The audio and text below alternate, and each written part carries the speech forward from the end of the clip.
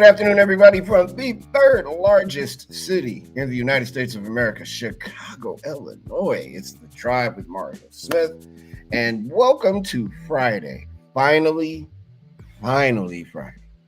It's Friday. We're glad that you all are here today. We got a show for you. Lots to talk about, of course. Ready to get the weekend going. Ending the Backchannel week of programming with this, whatever this is. And salute to everybody at Backchannel and at Volley. And thank you guys for everything. Thank you, Hal and Travis, for having me on you guys' show a little while ago. And it was really 5 minutes ago. You saw it. From Portland, Oregon, star of the show, the actual star. It's my man, Gliss. Hello, sir. What's up, man? Hey, look at you. Look at you down there. Hi, buddy. It feels like it couldn't feel more like a Friday today. It is so Friday up in here. Is it nice there? Yeah, well, the sun is out. Yeah, same here. I would like to take credit for an elaborate lighting rig. I don't have that. That's the sun. And if I lifted this curtain up, you would not be able to see me. It's bright like that. It's cold, but it's beautiful outside today. I hope to get outside after the show and risk in some kind of wintry clothing riding my bike. There you go. For a couple of minutes anyway. So, even if it's cold, it's still good to get out in the sun. I'd like to get out for a little while. And I mean, I'll have about an hour and a half of sunshine. So yeah, I might make that happen today. How's it going, man? How you doing? I'm doing pretty good. I'm actually feeling energized. It's beautiful here as well. Took Milo for a little walk. So what's up? This chat is a lot calmer than the one you and I had in our text a little while ago. That's true. Yeah, our conversations off of the air tend to be somewhat different than they are on. Oh yeah. So I got a call from the promontory before the show. They're like, how come you're not here? Or what's going on? I'm like, you guys are installing lights. It's loud. I can't be in there. So they really enjoyed us being down there during the week. So yeah, I love it when you're over there. Yeah, I do too, man. But hey, should something bad go down here and I have to like run to the bathroom, I'm in my house. I know where I can get there quickly. True. Spin out this chair, make a move, come right back. Like that time that the people were arguing in your hallway. Oh wow, yeah. I found out. I don't want to say this too loud. Found out that my neighbor has a pit bull. I swear it's a pit bull terrier mix because this dog's legs are like this big, and it's really fast, but it's got a gigantic head. That's funny. And I saw her trying to walk the dog this morning, and now I'm afraid of my neighbor because she can't hold the dog. She has no way of holding this dog. So we'll see what happens. She's very pretty. I believe she's single, which is kind of informs me that dog is there to keep people like me, her kindly elderly next door neighbor, the hell away from her. Yeah. But it's fine. She's got a little kid who's so cute, very nice, and super, super friendly kid, really well spoken. And it's kind of cool to have them as neighbors, but she doesn't speak to me. The kid is always like, hi, and I'm like, hey, kid. Say something slick to her, and she's like, yeah. And then she goes on and starts jumping up and down and spinning around. It's what most 4-year-olds do when they are outside. I'm aware of how they act. Oh, man. The energy they possess, it's really criminal. They are some quick little things. So not much going on in the world today. Oh, yes, it is. There's a lot happening. You want to see who's on our chat? This is always a risky proposition. Go for it. Let's see here. Okay. Oh, and I hate April Fool's Day, by the way. This is so ridiculous. But Lex said happy April Fool's Day. So hello, Lex. Elizabeth's here. John's here. Gina. Who else is here? London. Isaac in Connecticut. Tony in Virginia. Glamorous Rabbit in Georgia. General Gorilla. Salute in Michigan. And Elizabeth is in Maine. And Jean, of course, is in Oregon. Lex says, I have a diary. Just kidding. Okay. And happy April Fool's Day again. I'm not an April Fool's Day guy. I've seen some real weird stuff happen on April Fool's Day. I'm not a fan. Just me. I can't do it. Pranks and stuff. I get afraid somebody's gonna do it back to me. So I don't want to be the guy to start pranking people. April is a good month though, and it's a great month. I love the fact that it's April today, and a week from now, Major League Baseball will be full swing. And no one's had you baseball every day. I'm ready. I know. I am Sox jersey on. I can't wait to go. I never wear. Well, I can't say never. I don't wear jerseys to the game. Yeah. I just think it's something weird. They might ask me to come in. You know what I mean? You way up there. Get down here. What are you doing? That would be awesome. My old ass hobbling out on the field, ankles all terrible. I'd play first base though. I would get it. I can't hit.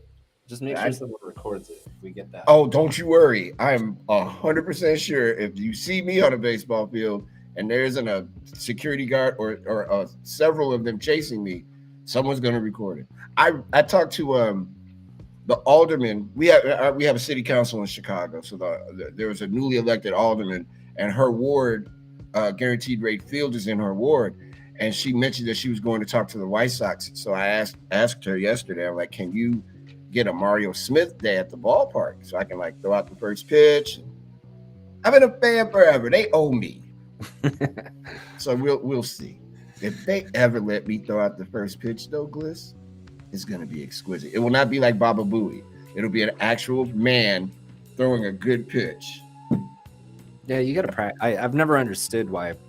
I mean, maybe it's just the pressure of the moment. It's everybody trying to be Tom Seaver. Just throw the ball. Throw it. Just throw it. Yeah. I'm not trying to prove anything. I'm not trying to play in the majors. You're not going to see a specialized pitch. This is like, hey man, here you go. All right, everybody. Or I want to do it like the presidents used to do from the bleachers. Just there you go. From my seat. Toss it from your seat. Toss it from my. I would ask for that. I'd wear a straw hat, like I was Calvin Coolidge or something. A big suit of flannel. A humongous suit, and hey, there you go, Skipper. Thank you.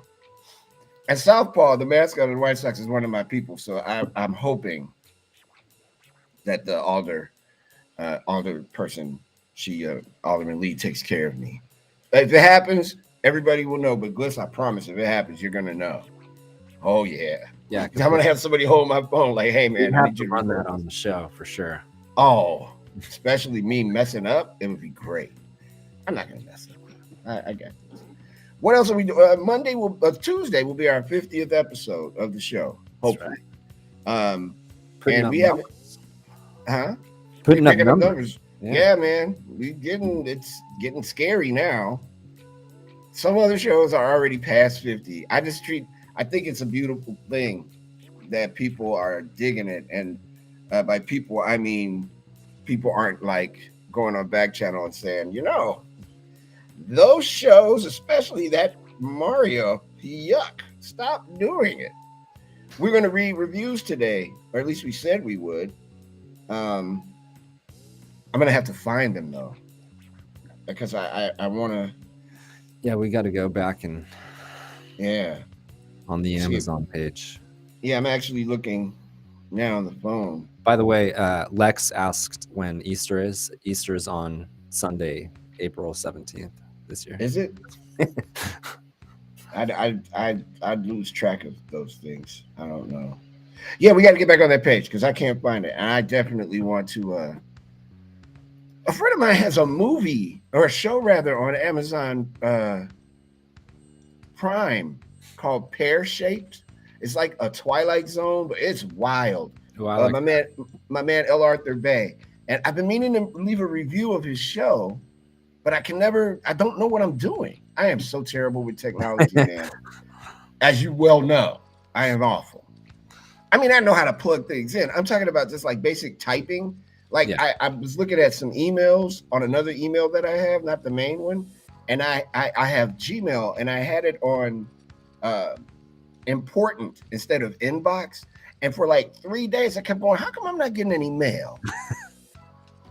Ooh. And then I went, oh my God, it's been unimportant this whole You're like, that because I'm kind of not stuff. in my inbox. Great. Right. That kind of stuff. It's not like look, I have to unhook this thing and reassemble it every time I go out the house to do a show. So I know what I'm doing. Right. I just don't know how to operate things properly. That's all. It's not an indictment on anyone.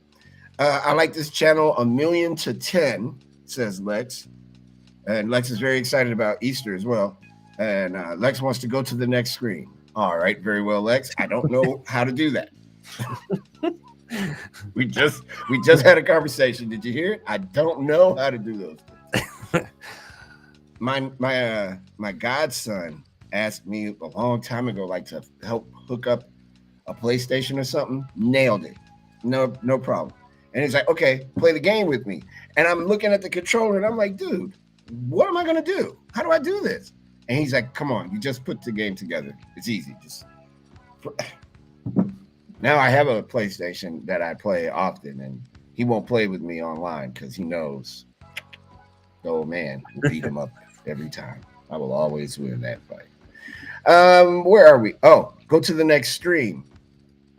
Again, you're asking me to do a lot of things here, Lex. I don't know what to do, but Nervous Bear is here. Now I don't feel so scared. See what I did there with that, Bliss? Look at me. I like Nervous Bear better than the what was it, Decisive Rattlesnake?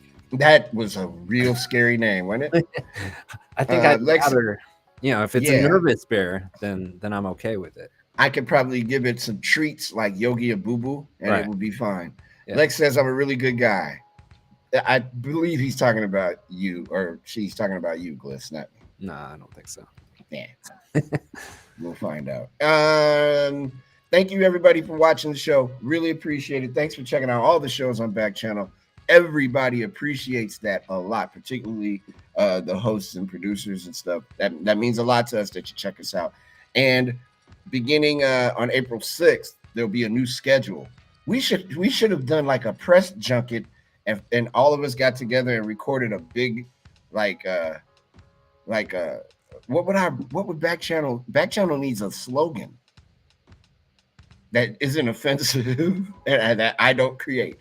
And we'd all get together, we'd all have on really nice clothes, and they'd do like the zoom in, Gliss and Mario, Jam and Renee, you know what I mean?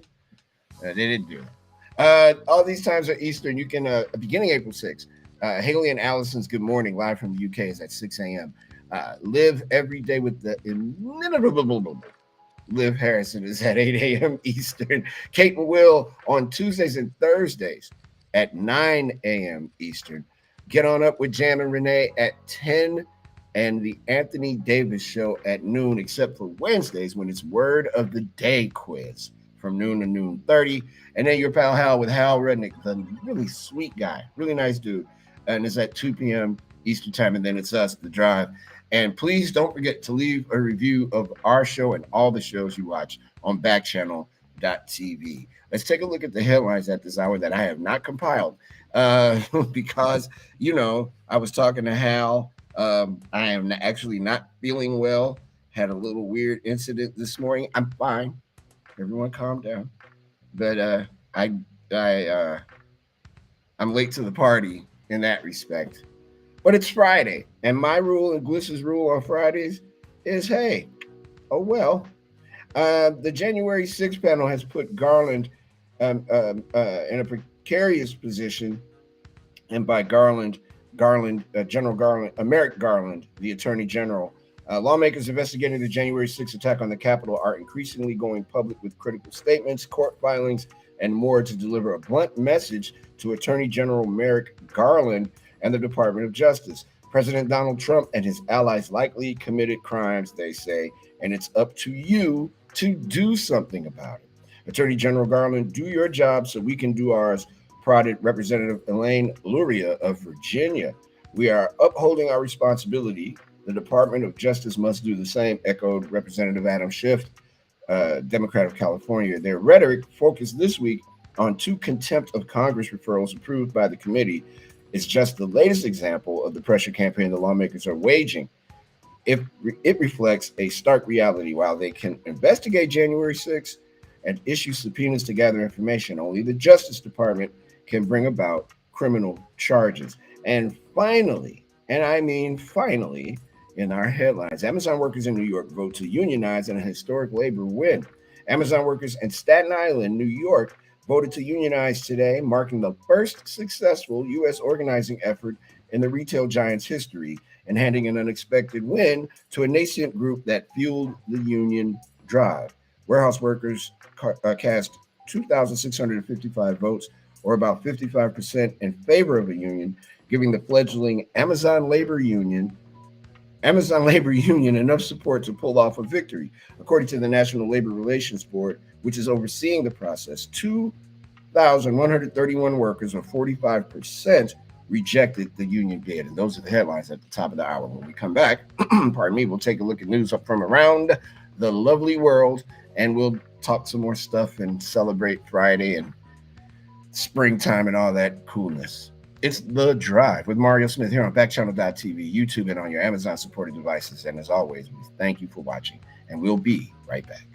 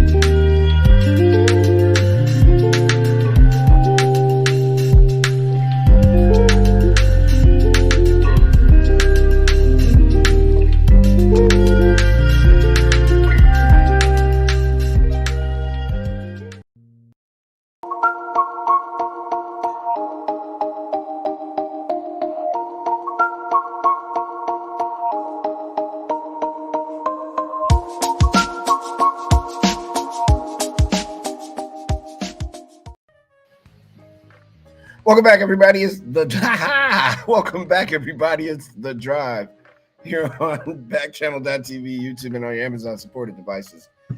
Happy Friday. It's the last day of the week, and man, everybody is happy. Hey, Kim in Indiana, Veronica in New Jersey, Elizabeth in Maine, John in Oregon, General Gorilla Salute in Michigan, Glamorous Rabbit in Georgia, Isaac in Connecticut, and London. Kim is her first time here on it. Veronica is saying yes. Lex says, hello. This is really going great. Thank you, Mario. I am really liking this so much. Thank you. Then Lex went on to say, bring in Hell. I didn't have Hell as a guest today. I don't know, Gliss, did we not talk about this earlier? About bringing in Hell? Yeah, I think that was or maybe it was bringing Hal. Maybe that's I thought about that too. Maybe Hal, like I'd love to have Hal come on, but I think Hal's tired. Hal's been doing you know what kind of work Hal has to do to come up with those segments that get rejected. Those alone. How many utensils can I write with? Come on, man, that's genius. That is gold. I will never ever try to do anything like that. That's how good it was. Because one, I don't have that many pens around me, and two, I can't imagine you saying, "Yeah, Mario, you know what? I've been thinking about it. Here's the segment I want to do. I want you to put as many pens as you can hold in your hand and write something." Travis's face when Hal does some of these things, I know he looks so pained. I feel for my boy. He's like, oh my god. Well, and I've talked to Travis about it before. You know, like when you're producing and you know you're up against the clock like that, we're the last show of the day, so all the other producers, like, they have to do a little more managing at the end of the show, where it's like, okay, we got to get out of here because we all share this platform. You know, so it's like you have to get out of the next person's way.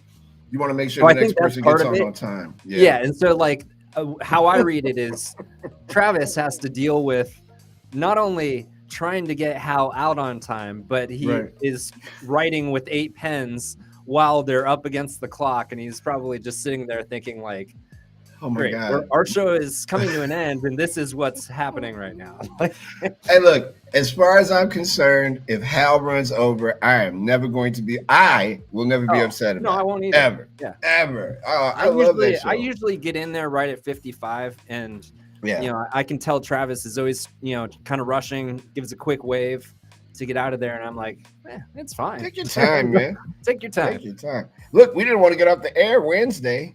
I know. Yeah, we were having so much fun. I don't know if they'd cut us off if we just stayed on. I think it does. It's automatically set. They have a timer where it cuts off on the live feed.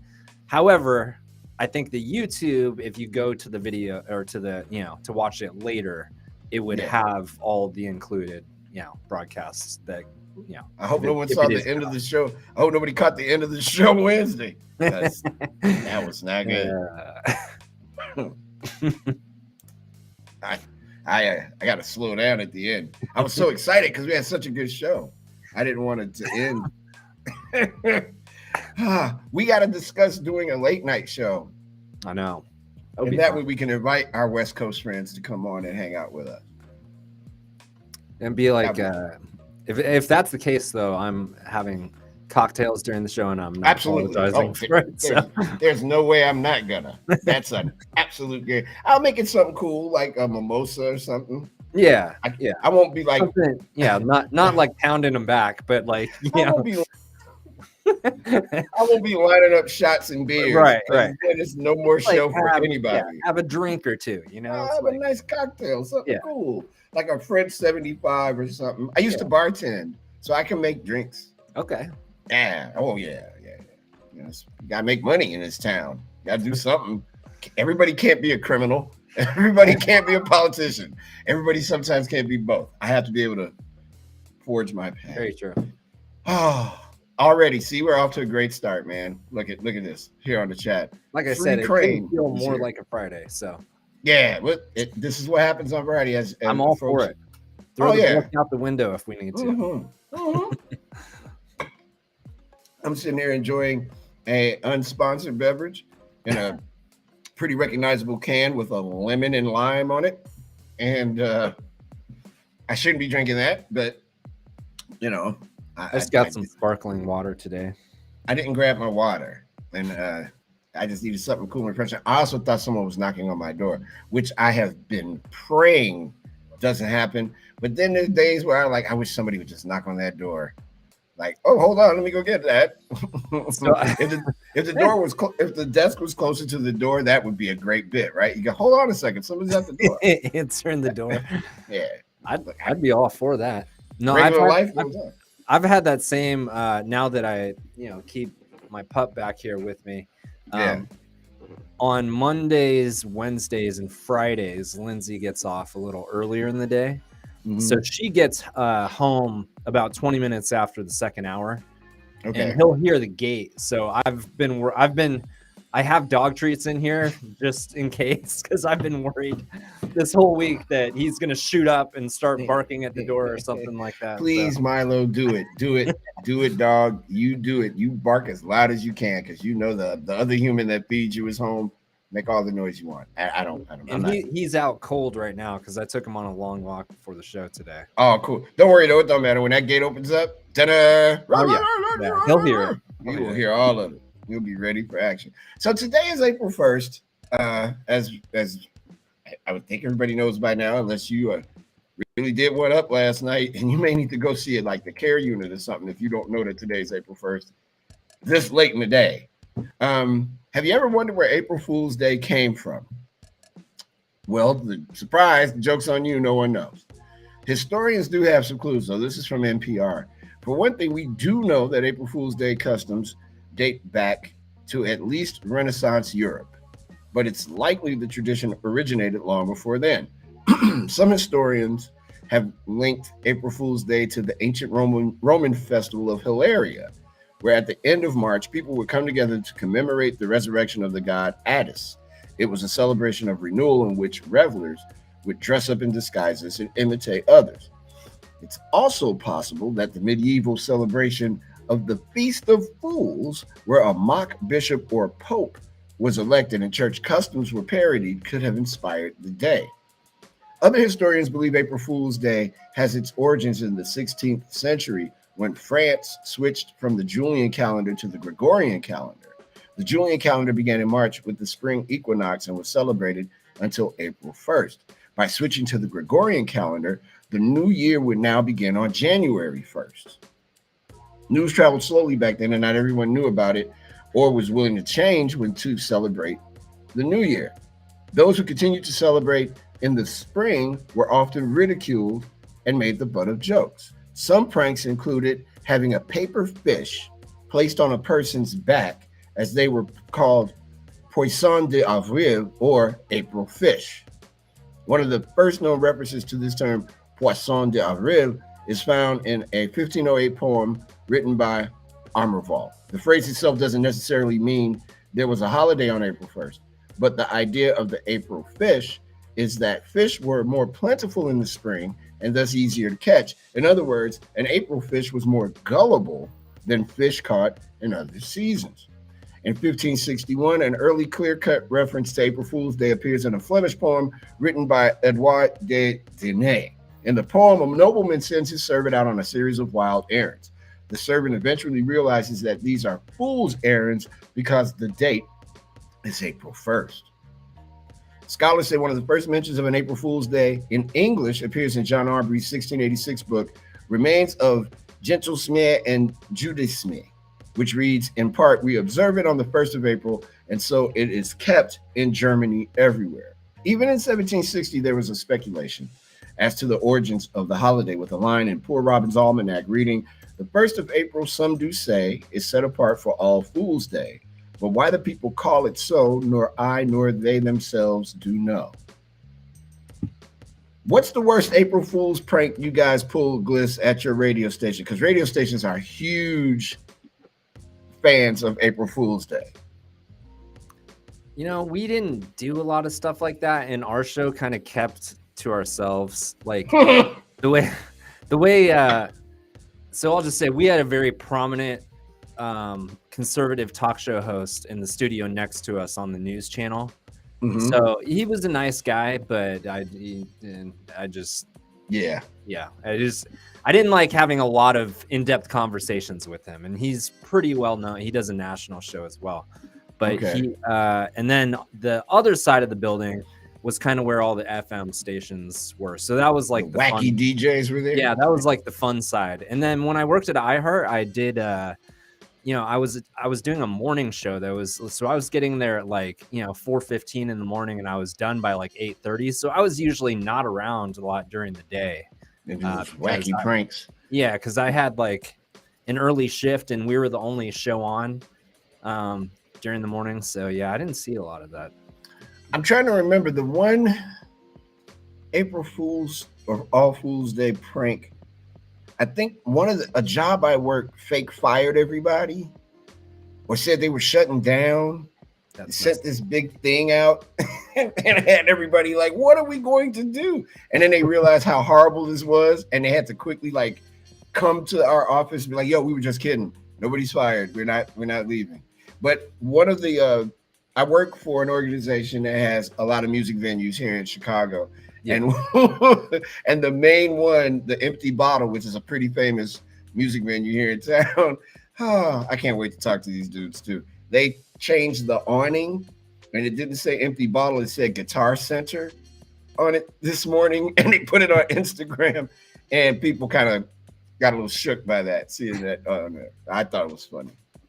And I'm nervous about April Fool's Day because, again, people tend to really go overboard to convince you of something that's true. Because whatever anybody says, it's like this afternoon or this morning when Craig Kimbrell got traded from the White Sox to the Dodgers, I immediately was like, okay, it's April 1st. I don't know if this is true or not. I'll just wait. Usually my phone is ringing. Yeah. Can't really trust anything. Nothing. Today's been quiet. It's been really, really quiet. I have not had to deal with any nonsense or foolishness but it's still pretty early. Midnight is to come, and Sure. all And it's hell Friday. can break loose. And it's a Friday, so I don't know, man. The only thing that can happen today is like if I get a fake call from a fake radio station. Hey, man, we know you're doing that show during the week, but we want to hire you. And then I could be like, you're lying. Hang up. No. Or, hey, this is Fred from the Tonight Show. We want you to come and be on Jimmy Fallon. No, you don't. You're lying. I know you're lying. But you never know one of these days. But it won't be today. So today is like a day you don't do anything. You don't get married on this day. You don't like start a new business on this day because nobody's going to believe you. And it's really stupid because, I mean, I don't get it. I don't get April I don't Fool's really get Day. it either. To me, it's like I just kind of think of it as like a kid's thing. You know, like when I was in elementary school, like it was like a thing. You know, stupid jokes, like verbal things that weren't even that funny. But oh my God, it wasn't even, but it was mean and just like just real mean. Ooh, very mean, very not. Little kids are pretty mean. Little kids they stink, man. They're bad. Days like this is when they get their comedic, background. I bet if you asked like 8 comedians, how did you perform on April Fool's Day? Oh, that's their day because they get to do all kinds of this crazy. But I'm good. No pranks, please.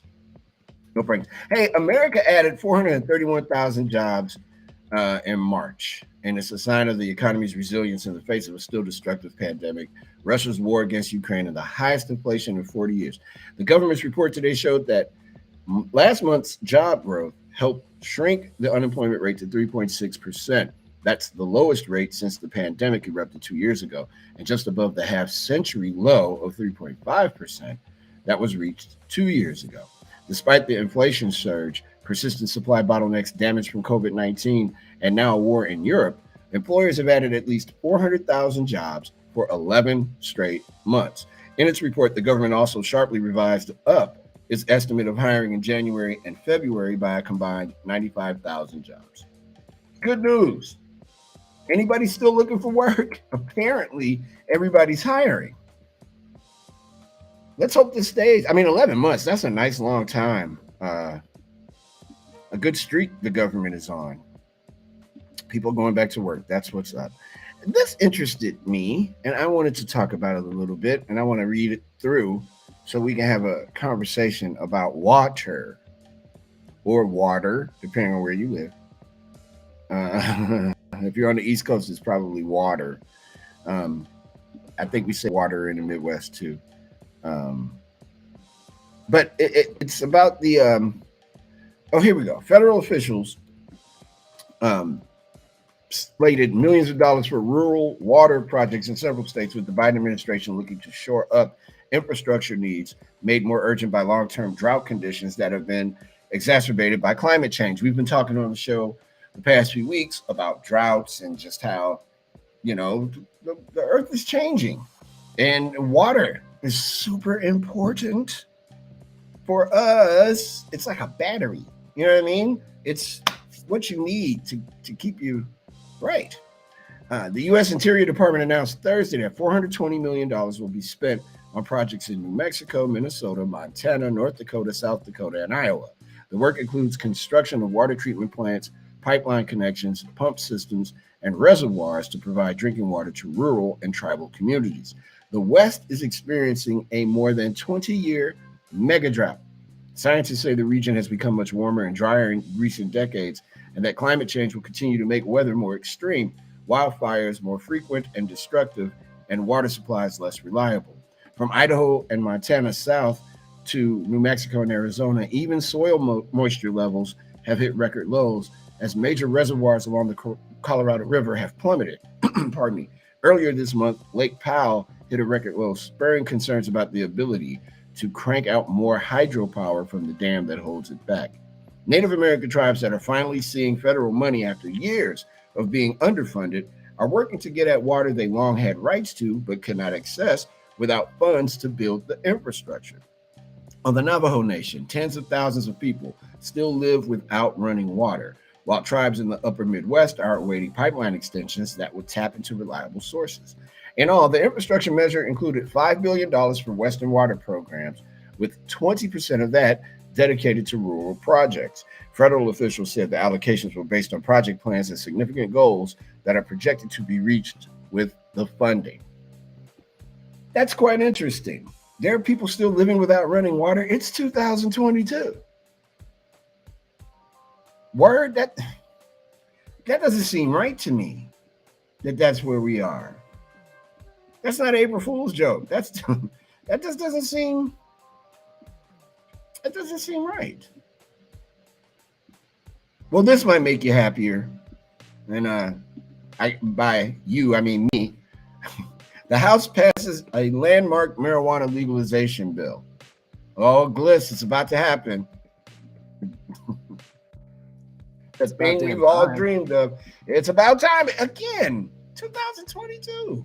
The House passed legislation today that would legalize marijuana nationwide, eliminating criminal penalties. Oh, come on now, screen. Oh, God, I hate everything. I don't hate everything. Eliminating criminal penalties for anyone who manufactures, distributes, or possesses the substance. Lawmakers approved the measure 220 to 204 in a largely party line vote. Republicans Tom McClintock of California, Matt Gaetz, and Brian Mast of Florida voted in favor of the legislation, while Democrats Chris Pappas of New Hampshire and Henry Culler of Texas voted against it. The legislation dubbed, this is a good one, the Marijuana Opportunity Reinvestment and Expungement Act passed in the House last year but did not move forward in the Senate.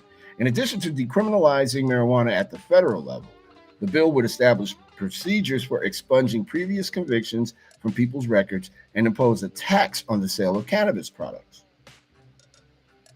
The tax would begin at 5% and eventually increase to 8%.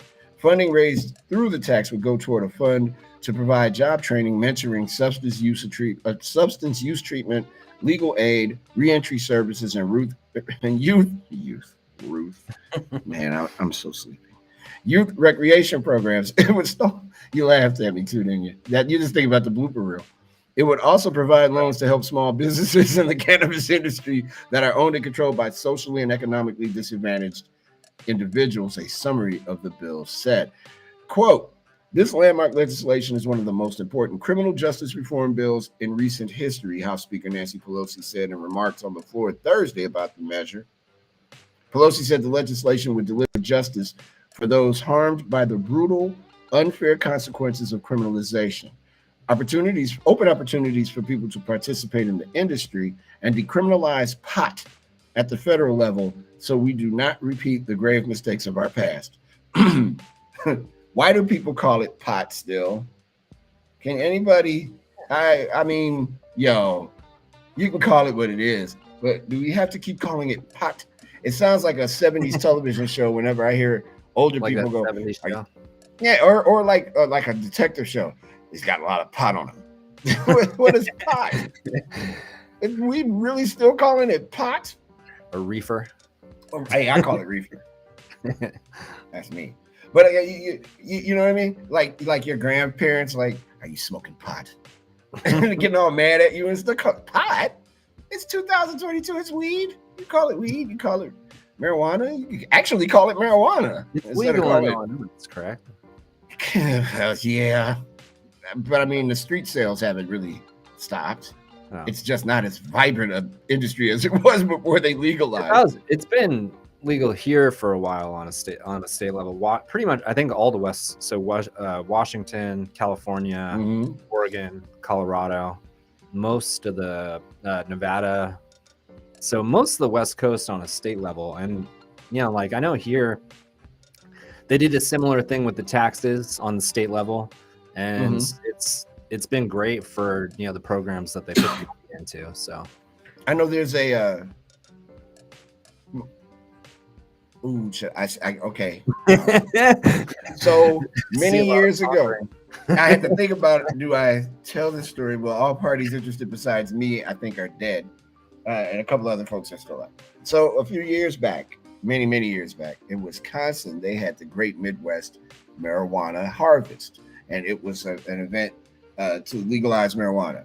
My aunt saw me on CNN because, of course, I was at the event. And when I got back to Chicago, I had a phone call. We didn't have these. I had a phone call, and my aunt goes, "Hey, baby, how you doing?" I'm like, "Hey, what's up, Aunt? I'm good." She goes, "Yeah, saw you on CNN."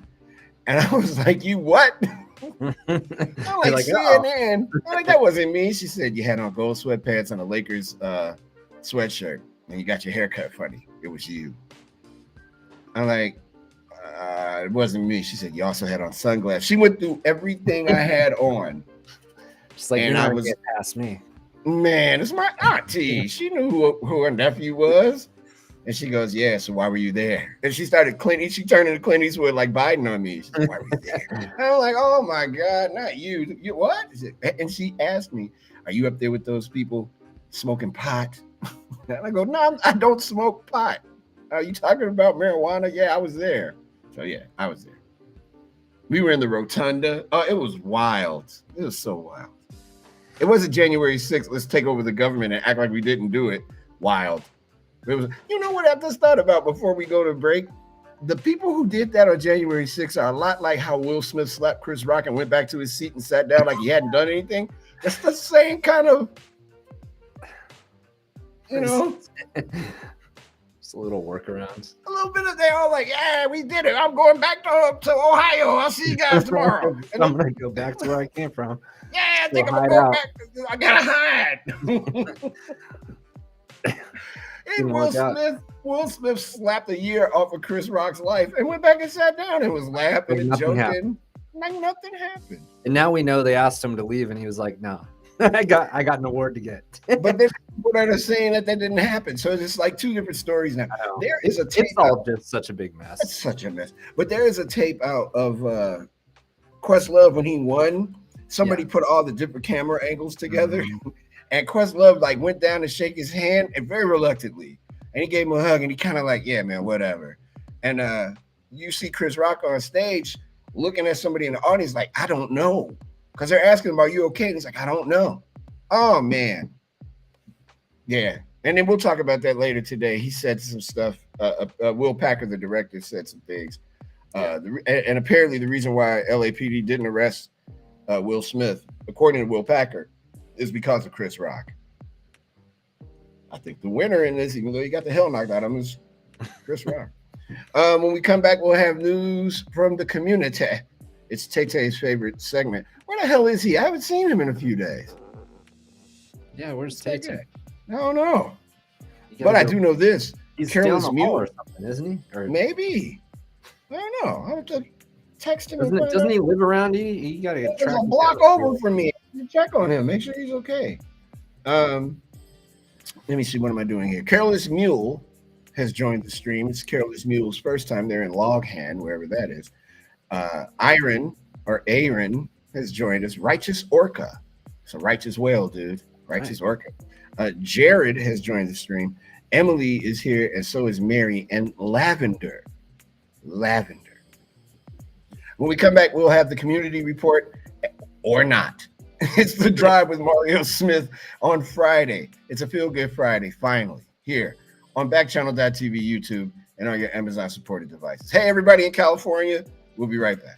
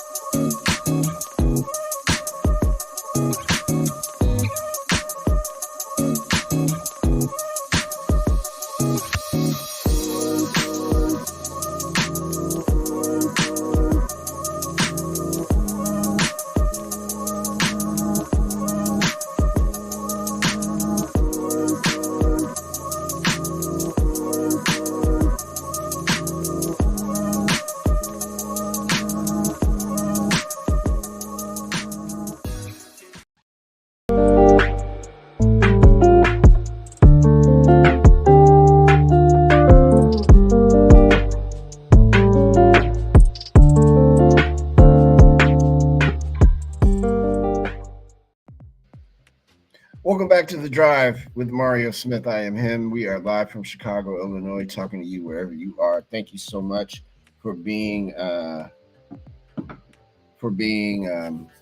of the show, being here at Backchannel.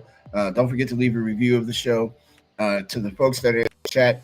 And of course, we love talking to those beautiful people. People like Colorful Spider, Dragon, Careless Mule, Righteous Orca, General Gorilla, salute.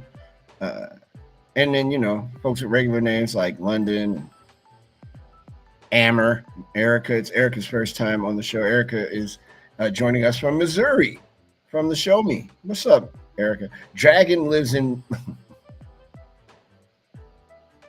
Dragon is calling us from Maryland.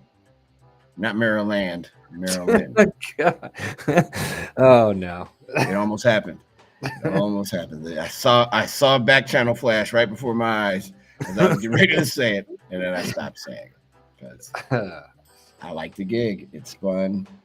People are digging it, and I don't want to get outed or me too'd or you too'd or us three'd. Pricey Bobcat. There you go. That's how I get out of that. Nice. Is in North Carolina.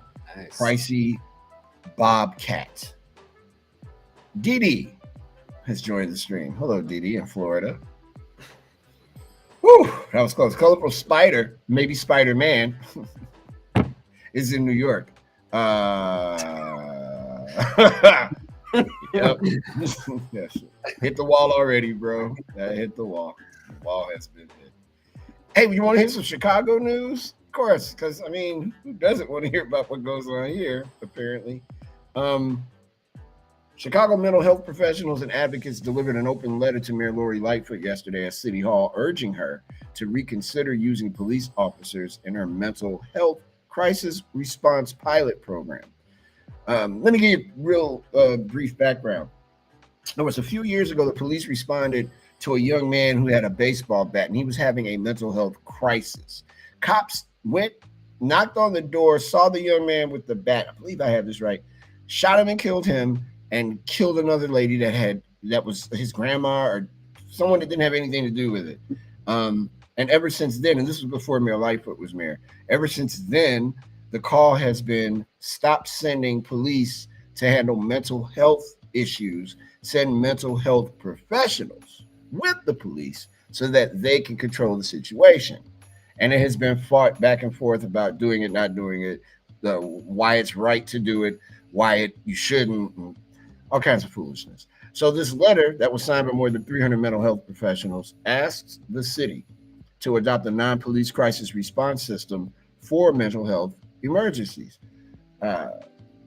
Quote, we can emphatically say that having a non-police crisis response program in Chicago would make our jobs much easier by reducing ethical dilemmas and moral injury, reads the letter signed by psychiatrists, psychologists, counselors, and social workers who live and work in 47 of the city's 50 wards. The letter is part of the Treatment Not Trauma campaign, which pushes for the passage of an ordinance of the same name. The Treatment Not Trauma ordinance, co-sponsored by Alderman Rosanna Rodriguez Sanchez of the 33rd Ward, calls for non-police response to mental health crises and increased funding for public mental health centers throughout the city. The proposal is based on the Crisis Assistance Helping Out on the Streets, or CAHOOTS program that's in Eugene, Oregon, in which a mental health crisis call is responded to by a nurse, an emergency medical technician, and a mental health crisis worker. The open letter to Lightfoot touted the efficacy of CAHOOTS, stating the program successfully responded to more than 24,000 calls in 2019. If needed, CAHOOTS responders can contact the local police department for support, but they have only had to do that 0.006% of the time, the letter read.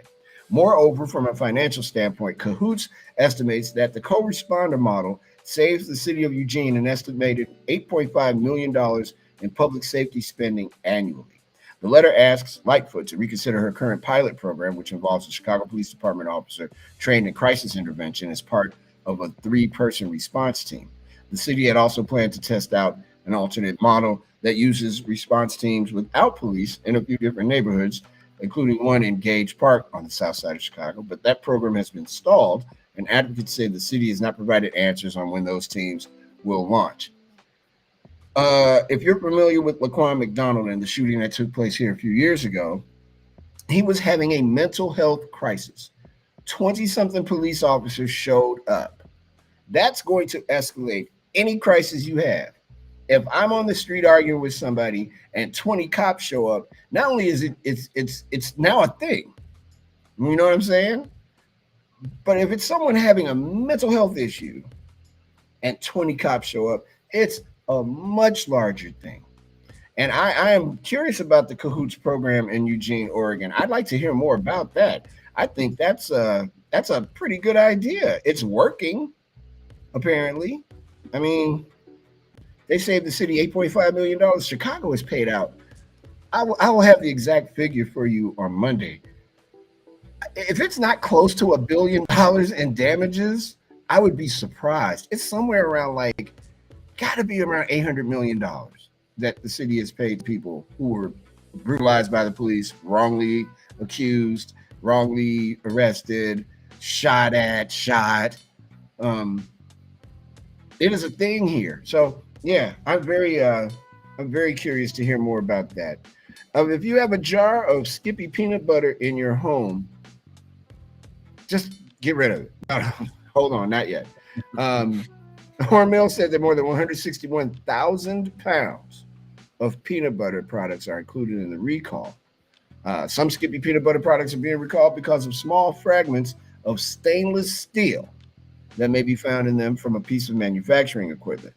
Hormel, the food manufacturing giant that owns the Skippy brand, made the announcement Thursday that it is voluntarily recalling 161,692 pounds of peanut butter products. You know what tomorrow is, Gliss?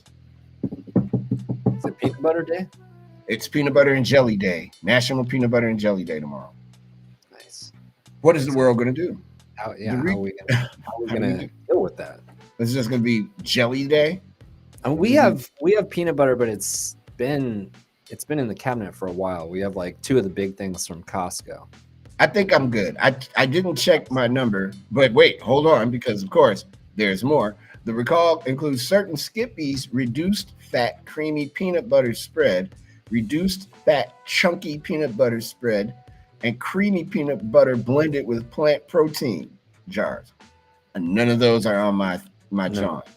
We got the full fat. Yeah, a full. It's all fat. It's fat. I have a big jar of fat. It tastes like peanut butter. Peanut butter flavoring in peanut butter flavored fat. The affected products were manufactured in Little Rock, Arkansas, and shipped to California, Connecticut, Delaware, Florida, Hawaii, Illinois, Indiana, Kansas, Massachusetts, Minnesota, Missouri, North Carolina, New Hampshire, New Jersey, Oklahoma, and Wisconsin. That's all I got. No consumers have reached out with issues for the small quantity that may have been or that may be impacted. And Skippy's offering a full Hormel's offering a full refund. A Skippy spokesperson said in an email, consumers should call 1-866-475-4779 for more information. That's 1-866-479. I'm sorry, 475-4779. If your peanut butter has a steely taste to it, or if it's crunchy when you got creamy, you got some steel in your peanut butter player. You may take that back. You are allowed to do that. I have a friend of mine that works for the government organization that I know people think I'm lying. I'm not. I have a friend that works for that government organization that does check food stuff when things go wrong, and they do the notifications. And his job, besides doing that job, is to call me to let me know. Hey man, give me a heads up. Yeah, Sam did not notify me at all, so I'm very I'm a little upset with him because I didn't need to make that story up, and I'm not. A North Carolina police department shared photos from the rescue of an owl. Oh hell no, Gliss, nope. That flew in the family's kitchen and couldn't find its way back out. The Greenville Police Department said in a Facebook post that 2 officers responded to an Allendale Drive address on a call for an owl chilling inside someone's home.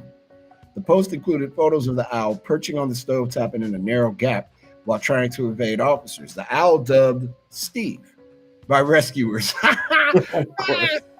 course his name was Steve, was examined by animal protection officers and found to be free of injury. Steve was released back into the wild and flew home. Oh man, people are fun. Chilling in the kitchen. Hey Steve, what's up? you Steve, that's who. The era of power plants using coal to generate electricity is ending in New Jersey. The last two remaining coal-fired plants in the Garden State, both in South Jersey, are preparing to cease operation within months. Governor Phil Murphy's administration announced last week he called the move a very good step in the right direction as the state continues to shift away from fossil fuels and toward renewable or greener energy sources. The Democratic governor has set a goal of using only carbon-free or clean energy sources by 2050. The New Jersey governor said that when you're the most densely populated state in America, it is doubly true that a world without coal is a cleaner, safer world. And finally, this is good. Here we are, National Walk to Work Day. The first Friday in April. I walked to work. I sure did too, my friend. Right from my front door, from my bedroom, out right to my garage. Yeah. I walked from the bedroom right to here. Yeah. I actually walked in the spirit of the time. I walked to my job this morning, very early in the morning, for some receiving. We had deliveries, and I'm the closest. So you knocked them all out. And one day I did it all. Did all the walking. The best walking cities in America, and I disagree with this wholeheartedly, according to Prevention Magazine, include Portland, Oregon. I don't disagree with that. Colorado Springs, Colorado. Okay. Madison, Wisconsin is beautiful. Screw the Packers, but Madison is lovely. I mean, like, for real. There's a bar in Madison with an oak tree in it. Anybody that's ever went to the University of Wisconsin and Madison knows that I'm not making that up. I need to check that out. Oh my God. And also there's a horror movie dude like Svengoolie here. His name's Ned the Dead. Very funny. Boise City, Idaho, Las Vegas, Nevada. Las Vegas, well, I mean, of course you're going to walk in Vegas. Everything is right next to each other. Yeah. Austin, Texas, Virginia Beach, Virginia, Anchorage, Alaska. Word? Really, I don't believe you. You could have put Chicago there. It's a great walking town. But you've been to Alaska, right? No, I'm going to Alaska. Let me know next month. Yeah. All right. But what I gather from this list is they're mostly smaller, condensed cities. Yeah. That's kind of like, which makes sense, like, because Portland's kind of like that. The downtown it's kind of, it's not like Chicago. It's not like vast and like, you can walk pretty much from one side of downtown to the other in probably 30 minutes or something. Oh yeah, you got to do a little bit more walking. But I actually went for a bike ride in Chicago yesterday. On your Peloton? I did. Yeah, it's not a Peloton. It's it's the same thing though. It's like a Nordic track. But I went from I went up to Hyde Park. Actually, we went. Look at you! Did you see me out there swinging on somebody? I was looking for you. We were right on the pathway there on Lake Michigan. I didn't see you out there. No, you didn't, buddy. I was not on the bike trail. I wasn't on the path. But as it gets warmer, it usually catch me in the morning on the bike path. When I'm out there with the people who think it's what did a lady friend of mine call it? The Tour de Bike Path, because they are all like fully dressed with the aerodynamic helmets and they got on these really tight suits and they're sweating and grunting and trying to ride past real fast. I'm just trying to ride my bike, man. I'm not riding like Debo and Friday, but I'm really just chilling. I'm just trying to ride my bike. People suck. It's a nice ride. Hey man, Chicago is a beautiful place. Lake Michigan is more beachy looking than I thought. It almost looks like an ocean. Yeah, it's all beachy from one end of it to the other. It's beaches. But yeah, the thing is, the first time I ever went to the ocean in my life, I was like, this is just a really big lake. Absolutely. But it's so the Lake Michigan is really it's a wonderful when the sun comes up off of Lake Michigan, man. I'm sorry. I'm sorry. Nothing in the world beats that. It is powerful. It's super powerful. All right, enough about where I live. When we come back, we're gonna act like we didn't do any of this in the first hour. I'm gonna reintroduce myself to my friend Jonathan Bliss here, and then we're gonna act like we just met all of you, and we'll make up some nonsense and sing some songs, and then we'll be out. It's The Drive with Mario Smith here on Backchannel.tv. Hour 2 begins in just a moment.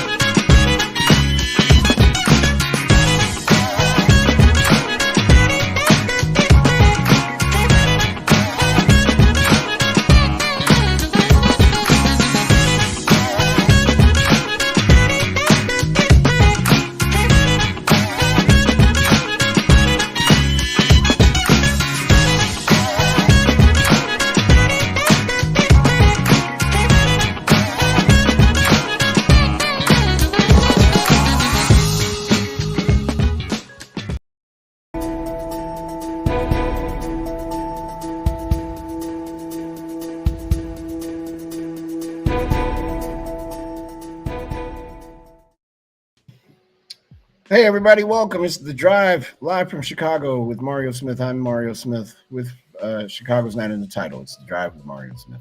We're here from Chicago, and it's a beautiful sunny day in the city. I'm glad that you guys are all here. My man Jay Gliss is in Portland, Oregon. Good afternoon, sir. So I reach my hand. Oh, there you go. Hey, buddy, how you doing? It's good to see you, and everybody looks great. What has joined us from California? Donnie, Marquise is in Washington. George, Good, Stacy, Flowery Cheetah has joined the stream as well. Thank you guys. Please feel free to leave a review of this show and others on Backchannel.tv. We also have a poll from time to time that you're more than welcome to pop up in and state your case and make your peace and all that. You ready, man? We're almost done. I know. It's Friday. It's Friday, baby. So happy. I got plans for Friday. You know what my plans are? I don't have any plans. I want to just sit down for a while and cool out. It's hot in here. Yeah. It's really hot. But it's not hot enough to open the door to the outside because it's cold out there. I don't want a thunderstorm to happen in my house. So I'm just trying to it's always weird this time of year when there's that like transition because we don't have a lot of ventilation in our house. Like all the window, it's kind of an older, like late 70s house. And so a lot of the windows are like single pane windows and they're really big, but they don't open. There's only like 3 windows in the house that open. So during the summer, we have to use the air conditioning. And it's getting to that point now where it's like, it'll be really nice out, but then it starts to get cold and, the weather's heating up and we're not used to it. So it's always a weird transition this time of year when it's going from being freezing cold to, getting warm. Right. It is, it's a thing. I mean, it's like, whew, it's warm. It's pretty warm in here. Let's take a look at the headlines while we're here. Is there anything else I'm supposed to be doing? I did all my stuff, right? You do what you want. Yeah, I know. Yeah, no, it's headlines. We're on headlines. Yeah, okay. I just want to make sure I didn't miss anything. The headlines right now at the top of the hour: the jury in the kidnap plot against Governor Gretchen Whitmer has gotten the case of the 4 men charged in it. A prosecutor urged jurors today to convict 4 men in a plot to kidnap Michigan Governor Gretchen Whitmer, saying they were anti-government extremists, quote, filled with rage and intent on touching off a civil war in the final weeks of the polarizing 2020 election campaign.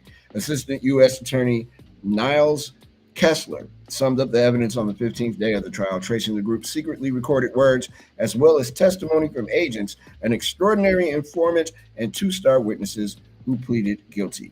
And finally, Amazon workers in New York City vote to unionize in a historic labor win.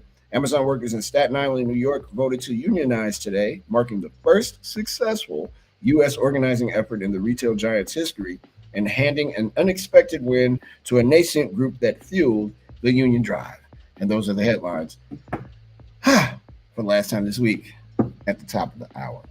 Who's in the chat? This is always fun. Who's in the chat? Lacking Mouse, who lives on Yard. Lacking Mouse is from Jamaica? Yard is, Jamaicans say that. I wonder what's in California, but I wonder where Good is from. And George, Flowery Cheetah. And we have folks who hung out from that's just from America. Like, well, you would think, but I mean, technically, they could be from anywhere. We're big time. We're the number 2 show. It's all good. We're the number 2 show on this network. I think, I don't know that to be a fact. If I had to list them, let's roll with it. Yeah, why not? Screw it. I'm not going to try to make it up. Yeah, we're the number 2 show. You heard it from us. That's right. Not from anyone else. Slimy Pelican, Abundant Ox. What is an abundant ox? What does that mean? I mean, abundant in what? What is your oxy? An abundant ox. Sometimes I really do ponder these things. When I stop and I'm like, I'm really thinking about it. Yeah. Yeah. Something wrong with you people. But it's fine. I neglected to mention the other 2 cities that are the best walking cities in America. Fremont, California, and Raleigh, North Carolina. And I didn't live in North Carolina, but I've been down there. North Carolina is beautiful, and Raleigh is really nice. It's a very beautiful city, and I could see that. Let's take a quick break, my friend, and come back and have the entertainment report. Not a lot of Will Smith talk this time. I think we did enough, but there's still some Will Smith talk. And Eric Church may have lost every fan he ever had, and we'll tell you why in just a bit. The entertainment report is next here on The Drive. We'll be back right after these words.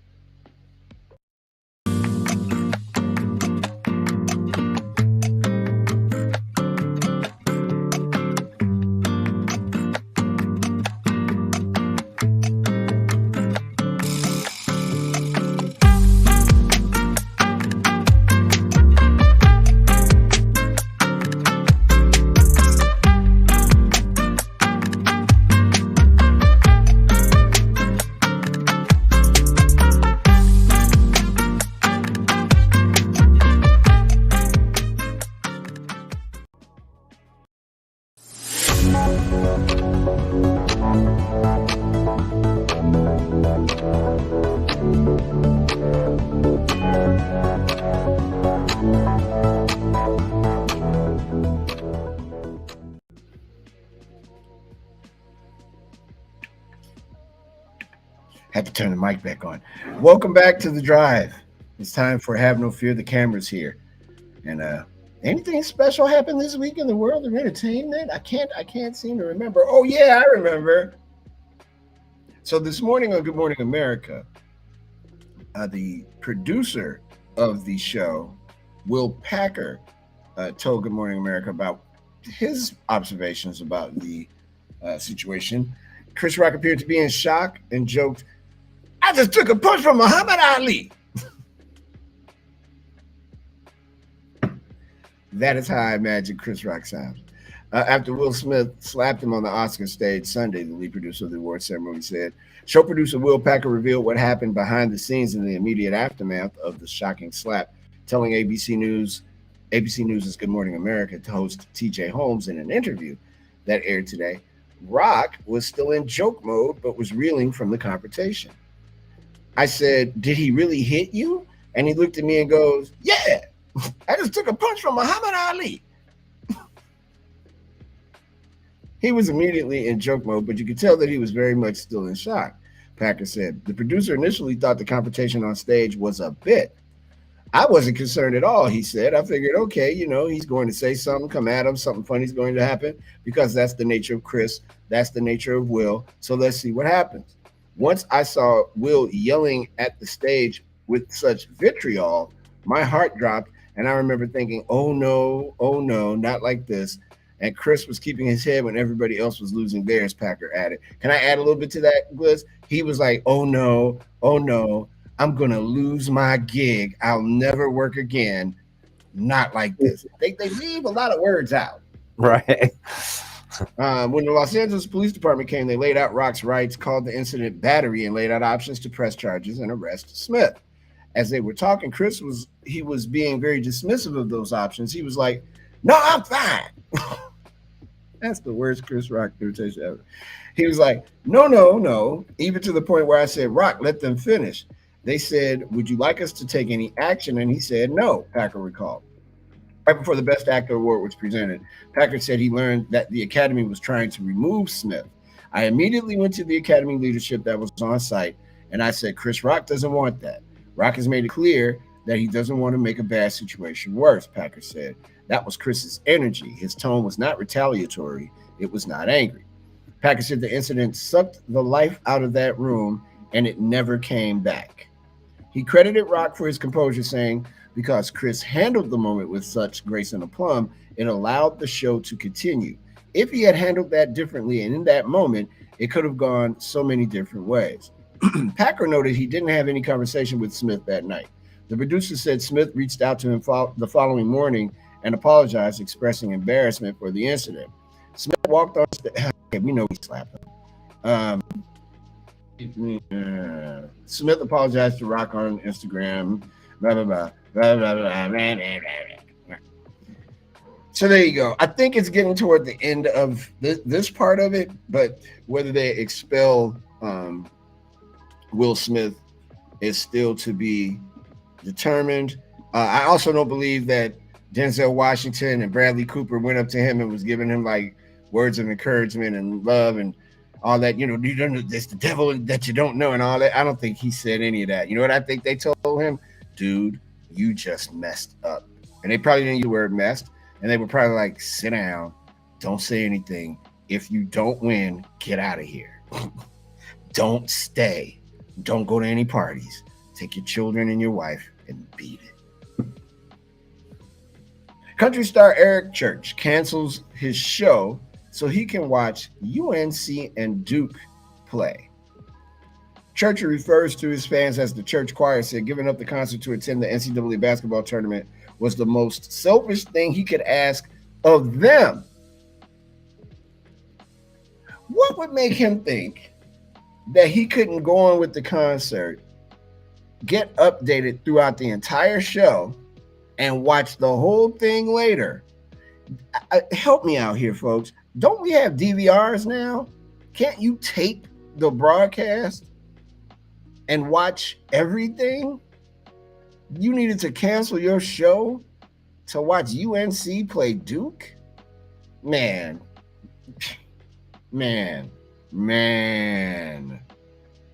Fans posted screenshots of an email they received on Ticketmaster from Church saying he was refunding tickets for his Saturday show at the AT&T Center in San Antonio, Texas.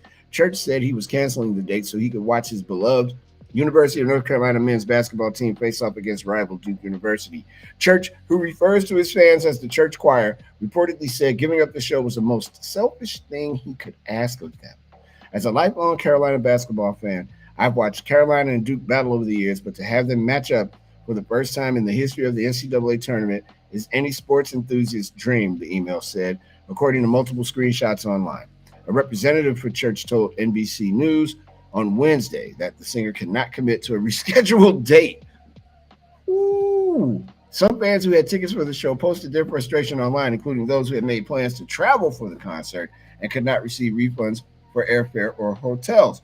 Quote, 1 year of waiting and got a hotel, rental, and dinner reservation to try to cancel now, not to mention flew my parents into town to watch the kids for the weekend. Wow. Some sports fans who did not appear to be ticket holders for the canceled event joked that Church was an absolute legend for the decision. Located about 10 miles apart in North Carolina, Duke in Durham and UNC in Chapel Hill, the two elite basketball programs, have a long-standing rivalry. The Bleacher Report said in 2014 that it has been regarded as the greatest rivalry in college basketball, as the two powerhouse teams routinely fight for dominance on both national and local stages. So for a few people who didn't have stake in the concert, Church's choice to cancel the tour date was labeled relatable and hilarious. I think it's stupid. You're in San Antonio. How many people in San Antonio, if they came to see you, they don't care about that game, they care about you? That's selfish as F. That's really mean, man. I don't know. That's just me. I don't see the value in doing that. I don't see how doing that makes you how does that endear you to your fans? What do they think of you? Hey, Glyphs, I'm canceling the show on Monday, by the way. I got to watch some plants grow. And these plants have been not growing for years, and I've been watching them. Not a good look for him. You're going to alienate your fan base for a basketball game? I mean, I get it. Like, on some level, I get it. You're a big fan, but come on now. But here it is, man. If I'm performing, let's say I'm doing 3 nights at the United Center and the White Sox are in the World Series, and because those are playoff games fluctuate, so it's hard to call what exact date those games are. And they're playing at night. I'm telling the people in the United Center, turn on the TV, turn on the Jumbotron, and turn that game on.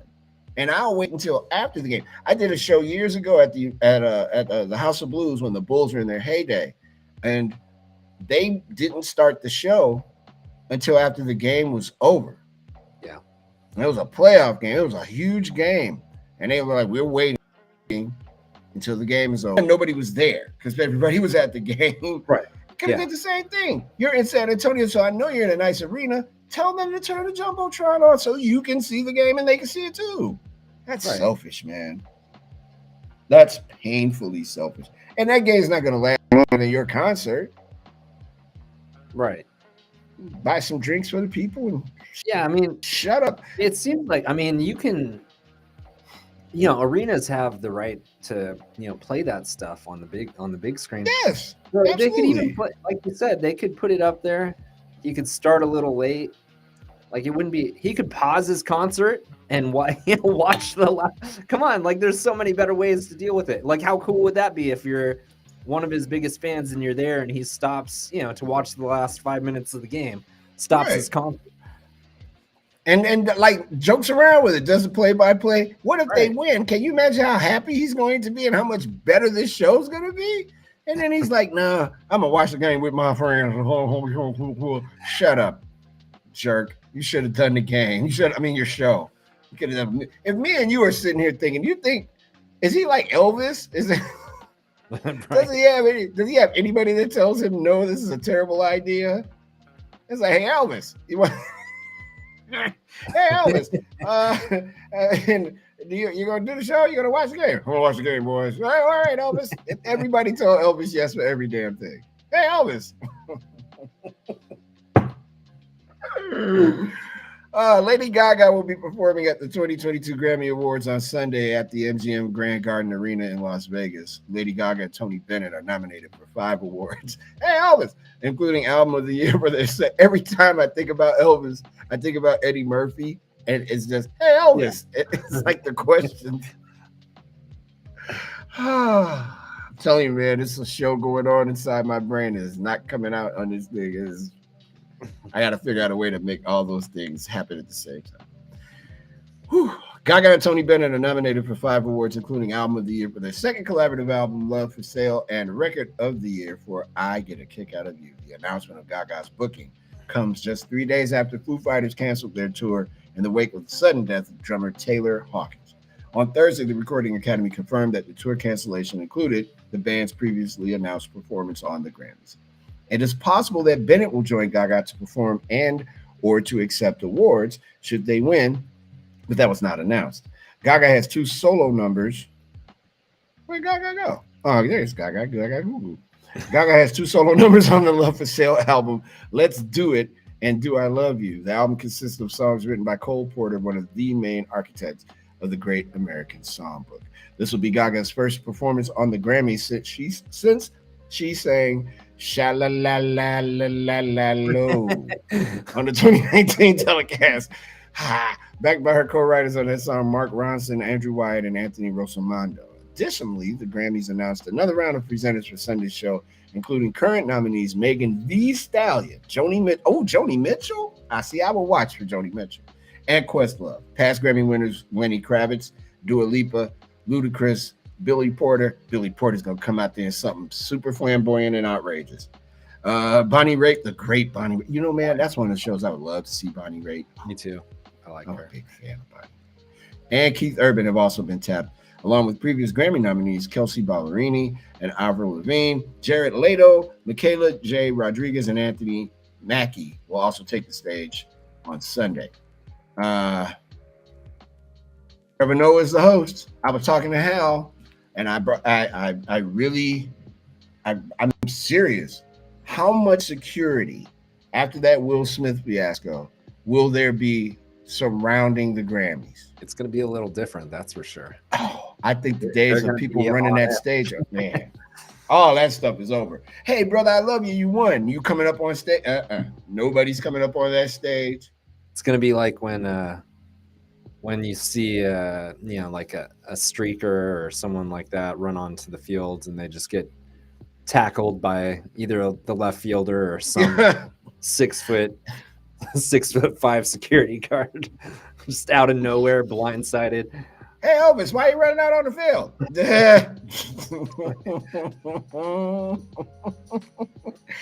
Hey Elvis, how about lemonade? But she sang sha-la-la-la-la-la-la-lo, and it was pretty good. I like when I love Gaga's voice. I didn't like her at first. Me too. I think we've talked about this. Like, I didn't get it. Yeah, because when she first came out, she seemed very gimmicky to me. Super gimmick. Like, it was just like outrageous outfits, and it was like, okay, so is she just like trying to be Madonna 2.0? And all of her first hits were like just super like bouncy weird pop songs. Yeah, poppy, like very like super poppy. But let me tell you, no, she got up there on me a lot. Like she sang that sha la la la la la la lo song. She has a great voice. She can act a little bit. She's definitely talented. So that she's weirdly cute. Yeah, I think. Tony Bennett, by the way, is an absolute G, man. I love Tony Bennett's voice. That's great. He's like the coolest dude in the room. And he hooks up with Lady Gaga. It's like, well, wait a minute, Tony Bennett, what are you doing? And then, boom, they love each other. I know, yeah. Second album. It's a good album. That first one with them, it's a really solid American piece of music. Tony Bennett is that's kind of like, most baseball teams have kind of like their kind of traditions and stuff like that. After every Giants win, that's what plays is Tony Bennett's version of I Left My Heart in San Francisco. I love that version. I love his version of that song. So I don't think I've ever heard anyone else sing it, and I like it. Beautiful. Yeah. I mean, it's like it's on a good night after a Giants win, like out on the bay in that beautiful ballpark, you hear that song come on, and it's definitely gets me every time. Like gives me the chills every time. I'm getting them now, and I'm not even from San Francisco. I just really love that his voice is so charismatic. Yeah, nice. You know what I mean? It's so clean, and he's very much just his delivery is solid, man. Tony Bennett, Antonio Benedetto, bad man. Since we're speaking about music, on this date in music history, I'm Casey Kasem. You're the One That I Want by Olivia Newton-John and John Travolta entered the U.S. Top 40 chart on this date in 1978. Whoo, boy. Let me tell you. We'll have to, another thing to add to the list of things to do on the show, we'll have to do like a wacky DJ, FM DJ day. Not a problem. You just do the whole show, and I'll just go crazy over here with the soundboard, just like I can do it every 5 seconds. That email that night's gonna be like, "Hey guys, don't ever do that crap again, because we're gonna overdo it." I'm with it. Let's at least try it once. Hey everybody, how you doing? We got Fred out on the street today. Hey Fred, I want you to run into that grocery store, and I want you to go fire the theater, and then I want you to run back out. Get down here, all right? In the industry, that's known as what is it? Throwing up all over the mic. Yeah, it's throwing up. Hey everybody, who?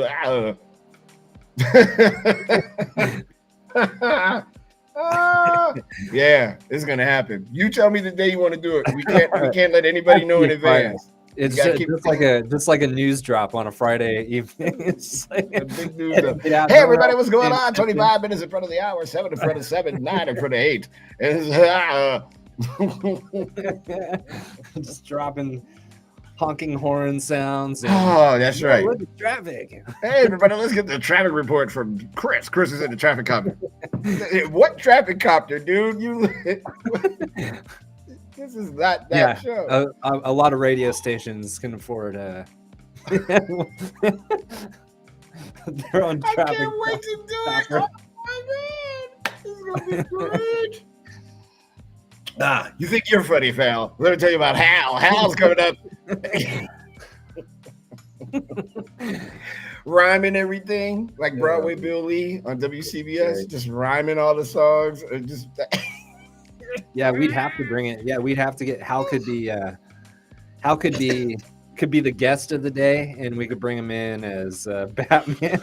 Batman, yes. It'd be a good day to do the Batman. So we're charismatic DJ interviewing the. Let me ask you a question, Batman. When you're out there, Batman. Hey, Batman. When you're out there fighting crime in Gotham City, I just wonder. You wear tights. How do you feel? Are you chafe? All right, Batman. Thank you. This caller gets to go to a show at Alpine Valley. Going to see Foghat. Yeah, we got to do it. Man, you gotta do it. That has to happen. Like I said, you can't tell me in advance. You just the day of, you gotta be like, Mario, today's the day. We're doing it. We have all the tools to get it done.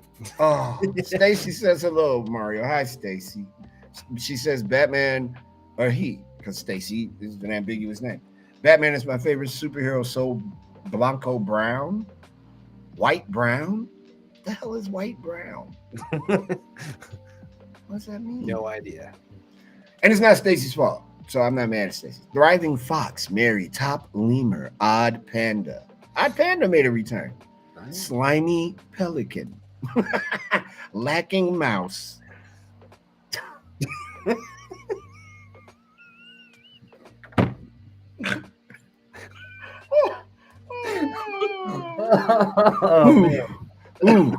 Ooh. Oh man, hang on it. All right. And this day music history, as I tried to say earlier before Wacky DJ Man came out. You're the one that I want by Olivia Newton-John and John Travolta. You know what? I'm gonna do it at Wacky DJ. You know that stuff hurts your chest. You're the one that I want by Olivia Newton-John and John Travolta. This was the U.S. Top 40 in 1978. A few years, I gotta be serious on this one. A few months after his death, Woman by John Lennon, really cool song, is certified gold in 1981.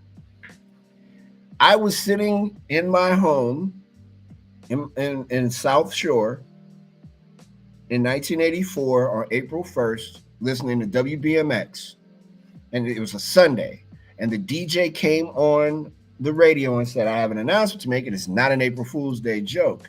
Marvin Gaye has been shot and killed in Los Angeles.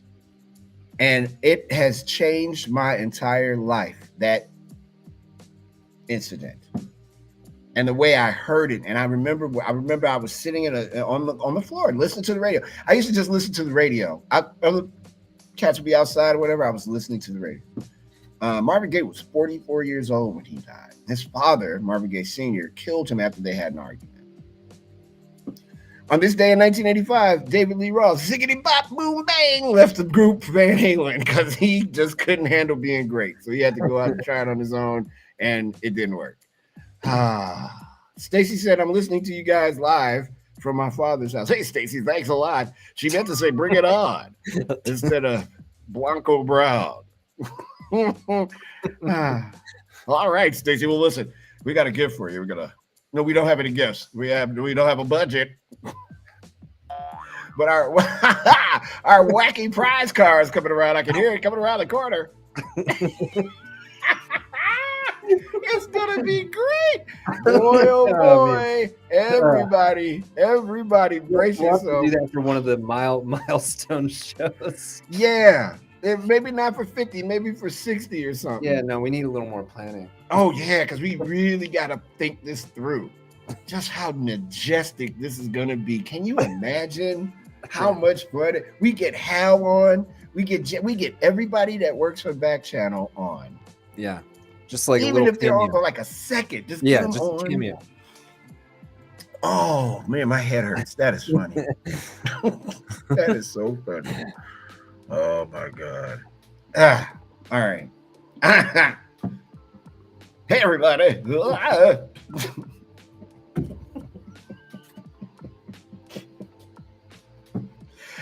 I was thinking the other day, man. Let me tell you something, Jonathan.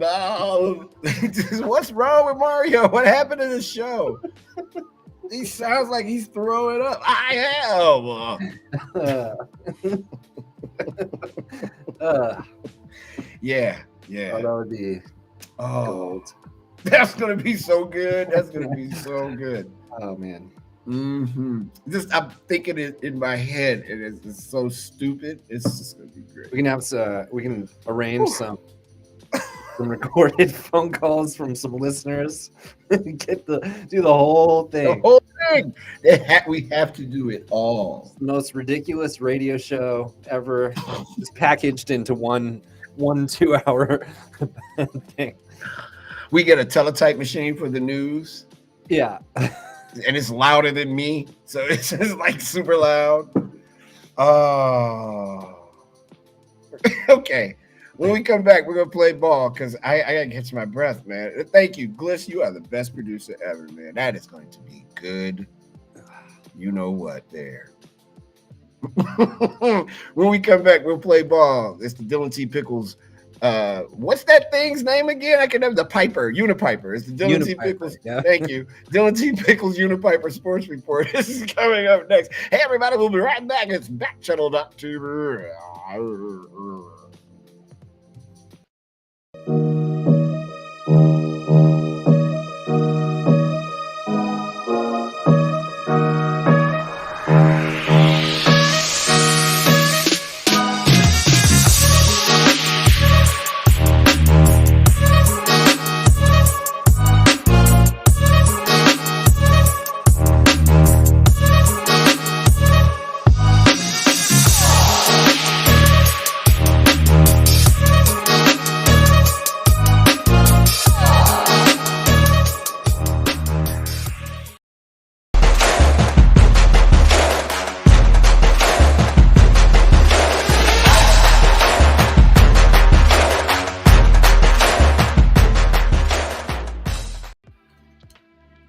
Welcome back, everybody, to the drive movie with Mario Smith. Hey, I'm Mario. There's a lot of sports to talk about. Stacy said something very interesting, Bliss. She said we're as silly as her Aunt Tracy. Thank you, Stacy. And she said, "Oh yeah, bring it on, Mario." I'm trying. Casual Elephant. Miles is here. Kevin, Brett. Miles said bye. Stacy's in Texas. Thank you for watching, Stacy. Really appreciate it. Man, that was funny. Even in that brief break, man, I thought about 10 other things we could do. It's like it's just like a gold mine. There's so much things to pull from. There's so much. We got to get a wacky man on the street report. Just like you said, fake phone calls, all of it. It was called a local Walgreens. Hey, you got Prince Albert in a can? Let him out. All right, 35 minutes past the hour, 25 in front of the hour.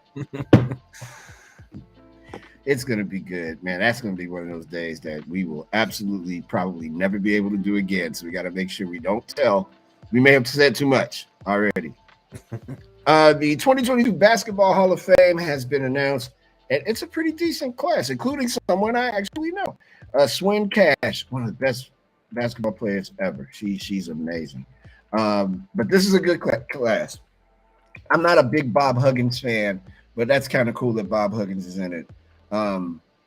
George Karl, when he played basketball, he was a rat. He was a really good coach. University of North Carolina guy, George Karl. Swin Cash. Manu Ginobili, one of my favorite basketball players ever. I always like watching Manu Ginobili play. He used to get on my nerve because everything was so much flair, and he's like, his jumper was just like, I'm shooting it, it's going down. Yeah. Even when he was retiring, he's still dropping shots on people. And the great Tim Hardaway. Timmy is a cool dude. When we were all in high school around the same time. And he lived around my old house too. We were all in high school around the same time. And Timmy, he went to Carver High School. This had to be 83, 84. And they lost the state championship game. He came back to the local high school around our house. It was storming, not raining. It was a storm, a thunderstorm. And he shot buckets for like 3 hours by himself, shooting. People were calling, or rather were going past, and like they were like, "Hey Tim, good game," and he didn't talk to anybody, just shot. Tim Hardaway is a bad man. Kind of got himself taken out of the NBA by making some controversial statements when he was with Miami, but I don't think there was a point guard that he was a bad dude, man. What year did you graduate high school? 85.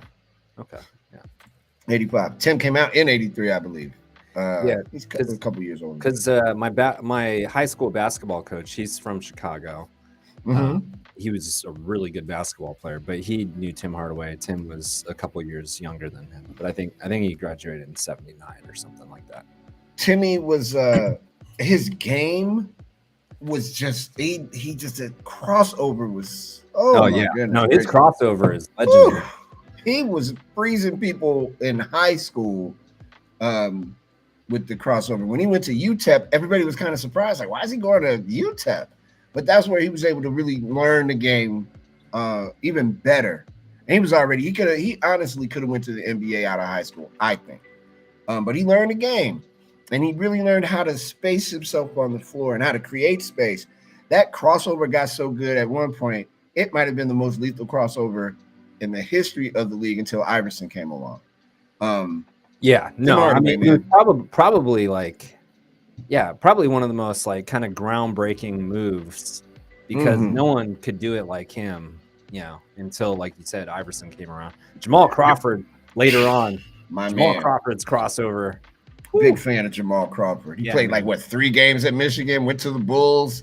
Bulls couldn't figure it out, and then he left. And the pride of Seattle. Jamal Crawford. Is Chicago's? Is there Chicago University or Chicago State? Chicago State. Okay, yeah, that's where my coach ended up playing. He originally went to Valparaiso. Okay. He punched an assistant coach his sophomore year. Hey, Will Smith, someone. Because they started reducing his playing time or something, and he was the best player on the team. He felt, and he did something kind of immature and ended up playing back at Chicago State. Damn, that's like Siberia. That's not fair. I saw a good pro-am game, and Mark Aguirre walks around Hyde Park, so I see Mark Aguirre every now and then. And I saw Mark Aguirre undress a referee in a pro-am game, in a summer league game. He cursed this dude out for something because they had been going back and forth during the season. Yeah, Mark Aguirre didn't forget about that, of course, and he called a foul on him and snatched his jersey off and threw it and walked out the gym at Chicago State University. Tim Hardaway was a 5-time All-Star during the 90s. He made 5 All-NBA teams, which is probably more important than being an All-Star. And he was a first team All NBA in '97, and he won a gold medal in 2000 in Sydney, Australia. The other Mark Aguirre story that if I see him, I definitely want to ask him about. There's this rumor that when DePaul, and by the way, back in the day, DePaul was bigger than the Chicago Bulls by leaps and bounds. It was like DePaul. Yep. Everybody watched DePaul basketball. That's where my coach actually wanted to go. Yeah, man. That was the thing. He admits he was super cocky as a freshman coming in, and he wanted to go somewhere where he could play right away. And that's why he ended up going to Valparaiso, because he was like, he thought he was hot, what. Funny how everybody learns that they're not. I thought I used to be too, and I am truly cold, what. I'm not hot, But there's a story that Mark Aguirre, when they lost to Dayton, or they were in Dayton, and whoever they lost to in the NCAA tournament with Coach Meyer, that he had the game ball and he took it and he threw it in the Ohio River. I want to ask him if that's true, because he was not happy that they lost that game. They all played terrible that game too. I'd like to know that. That's cool stuff. Oh, I'll see him. I see him every now and then at Starbucks. Like this big tall dude. Like, hey, did you throw that ball in the Ohio River, Mark? Mario, man, I did. That's exactly what he's going to say. I did. I don't even know why you would ask me that question. And I have to be careful when I ask him basketball stuff, because most of it is me coming as a Bulls fan, and I didn't really care for him when he played for the Pistons. So I don't talk about the Detroit stuff with him, because he won't talk to you. He'll be like, oh, man, I got to go. Wait, where you going? I'll see you later, Mario. We can't talk right now. Yeah, he's a cool dude, though. Very, very nice dude. Less than 3 weeks after getting left out of the field of 68 for the NCAA tournament, Xavier completed an impressive flip of the script to end its 21-22 college basketball season on Thursday by outlasting Texas A&M 73-72 for the National Invitational Tournament title, the NIT. Musketeers center Jack Nunge. That'll be my DJ name on the day that we do DJ. Hey, everybody, Jack Nunge with you. Hit the game winner with 3.1 seconds left to lift the program to its first title in the annual postseason tournament since 1958. What happened to James Harden? Most people say. I think something happened a long time ago, and I think it starts with a K and ends with an N. Doc Rivers called out James Harden. It's Kardashian. That's the word. I'm using the word Kardashian. Doc Rivers calls out James Harden after Sixers' fourth quarter collapse and lost to Pistons earlier this week. It's only funny because they went to all kinds of hell to get James Harden, and James Harden should not be playing there. But they do have some sweet jerseys, though, that look like with the Spectrum colors. I like it. Earlier this week, the Sixers blew a 14-point lead to the Bucks and lost a heartbreaker when Joel Embiid's potential game-tying layup in the closing seconds was blocked by a grown-ass man named Giannis Antetokounmpo. On Thursday, the hard times continued, though in a much more disappointing fashion, with a 102-94 loss to the lottery-bound Detroit Pistons. Whereas against the Bucks, they were beaten in large part by the brilliance of a two-time MVP. This time, they beat themselves. Gliss, I don't know, man. I haven't watched enough of the Sixers with Harden. But James Harden is an absolute ball hog. He doesn't like shooting anymore. I mean, he can. He was actually Portland was one of the teams in the mix last year when he was dealt to Brooklyn. Mm-hmm. Before that trade was made, like Portland was very much in the mix on that, and the thinking was like you pair him with Damian Lillard. A lot of people in Portland were like, we want no part of James Harden, like, because he just doesn't seem like a winner, whatever it is. Like something's going on. Yeah, like he always ends up not getting along with people and kind of burning bridges. I personally know some stuff about how he kind of moves off of the court in his personal time, and he's has a little bit of a reputation. So I don't know, man. There's just something about him. In Philly, that's not going to work. So he can't do that. Whatever is going on, if it's something outside of the basketball arena, it is not going to work in Philadelphia. Number two, you got Joel Embiid. How hard is it? First, stop pounding the damn ball. Pass it to Joel Embiid. He's standing right there. Forget the other three dudes. You two. Just especially with the way, I mean, one thing Harden can do is shoot and score the ball. Like, you have one of the best, low post players in the league, a guy that can dominate on his own at times. Like, give him the ball and just, I know it's a little old school, like for today's, times of like pushing the pace and small ball and all that stuff. But man, why not use that? Like, it's not that bad to be sitting outside the 3-point line when you have him, grabbing double teams right and left. Yeah, I'm confused. Hey, the World Cup draw happened today. This is gonna be good. So Group A is Qatar, Ecuador, Senegal, and the Netherlands. Group B is England, Iran, the United States, Scotland, either Scotland or the Ukraine, or Wales. Group C is Argentina, Saudi Arabia, Mexico, and Poland. Someone said on Twitter that when Mexico plays Portland, Chicago's going to shut down, and that's pretty accurate. Group D is France, Australia, either the United Arab Emirates or Peru, Denmark, and Tunisia.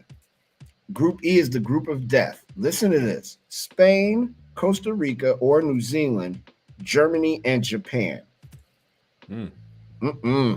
Group E, no thank you. Don't want any part of it. Group F is Belgium, Canada, Morocco, and Croatia. Group G is Brazil, Serbia, Switzerland, or Cameroon. And Group H is Portugal, Ghana, Uruguay, and South Korea. The U.S. has not lost to England in the friendlies that they've had leading up to the World Cup. The U.S. and England are in the same group. England has a really good squad, a really good side. The U.S. can actually win this group. If they beat England, they can win this group. I'm guessing those games are going to be in the morning here, correct? Yeah, probably. I like that. Me too. I think it was like that in the last World Cup as well. I kind of like that, like having get up and put on the World Cup and watch games all morning. Like, I'm totally down with that. Let's see here. I'm gonna try to do a quick. What time is it in Doha?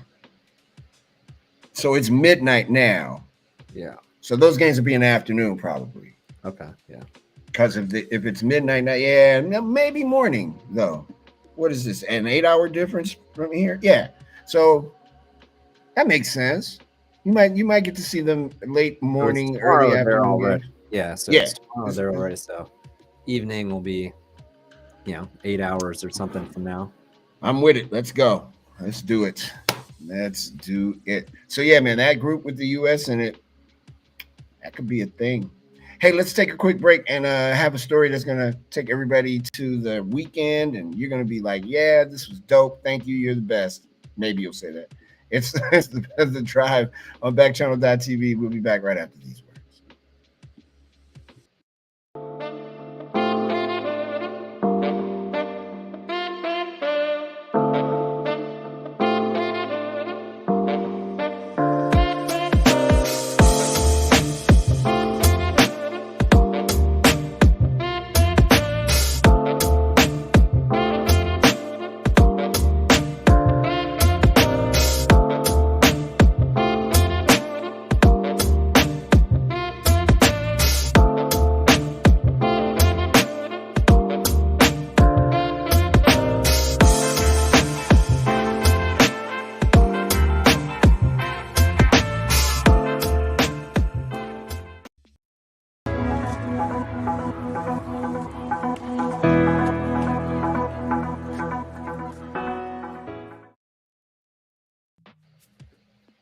Bread for the City saved his life. Now he gives back to the D.C. charity. Harold Valentine from Washington, D.C. is 79 years old and doesn't seem to be slowing down when it comes to volunteering for nonprofits to help his community.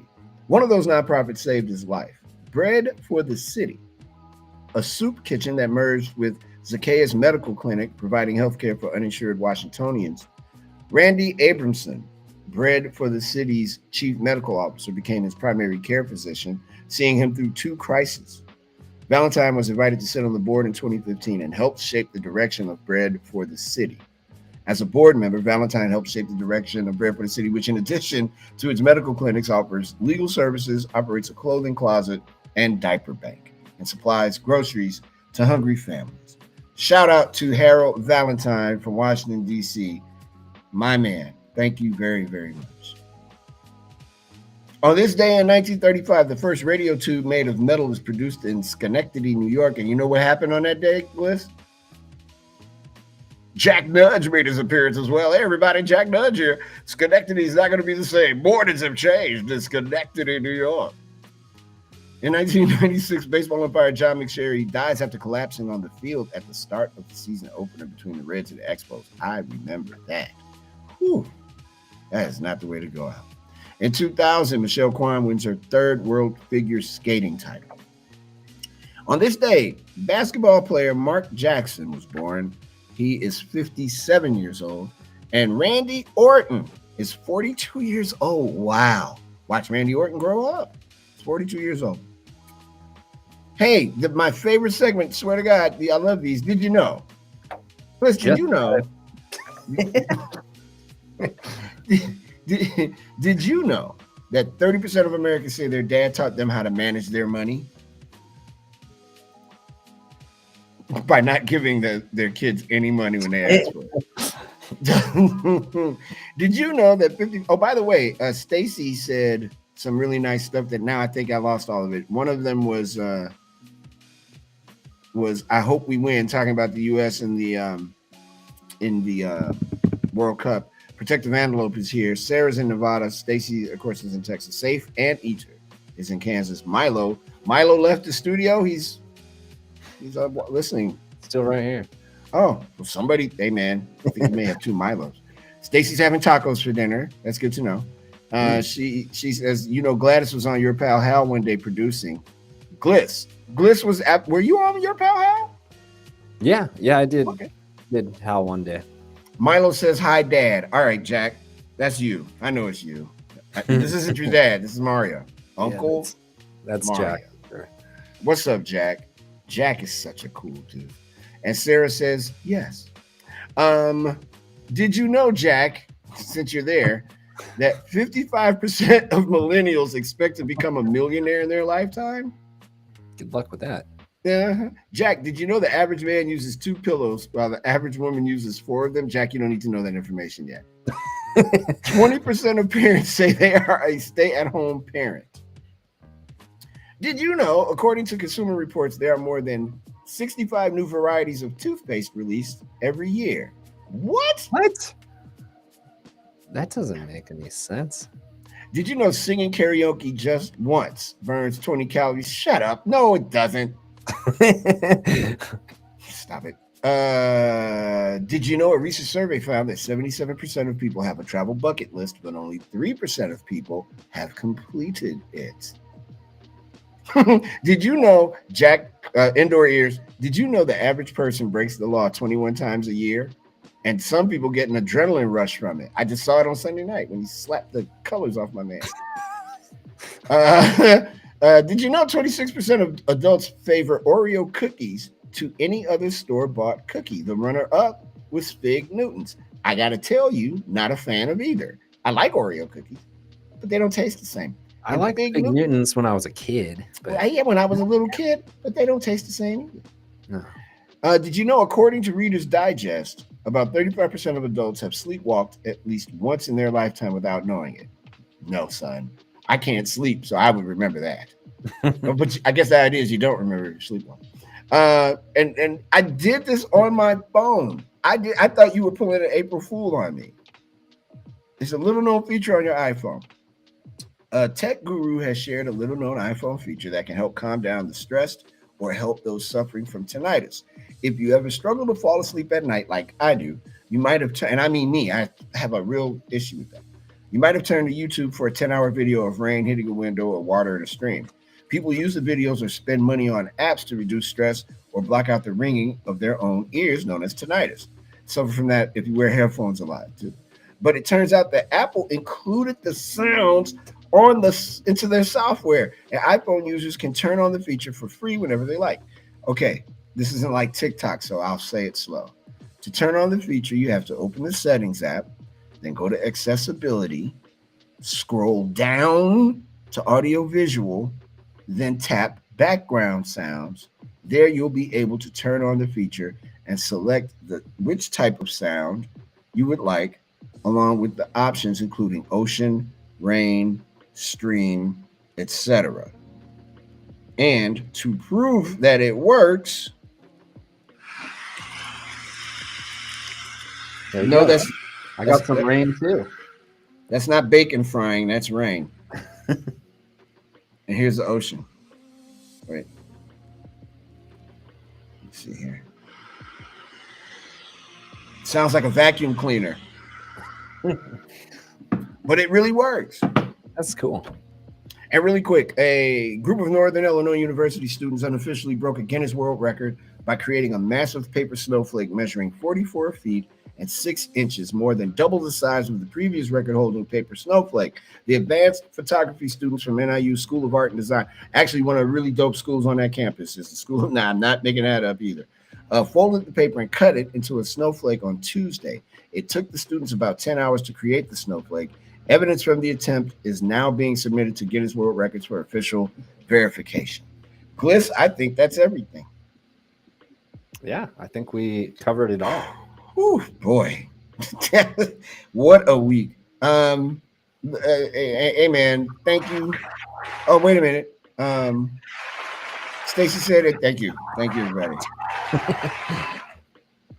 Stacy said, and did you know that over 60% of people say that singing karaoke does burn calories, so you can't hide? Okay. Purple Cobra in Minnesota. Sarah's in Nevada. What's up, you guys? Jack again. Hello. Did you know I have an Echo Show at home that can play the same sounds? You just have to enable the S. All right. I'm getting out of here. And we might see Tiger in the Masters. It's totally up to him, by the way. So I'm holding out hope for him. Bliss, thank you, man, for a great week of shows and whatnot. And I'll talk to you in a second. Yep. Have a good weekend.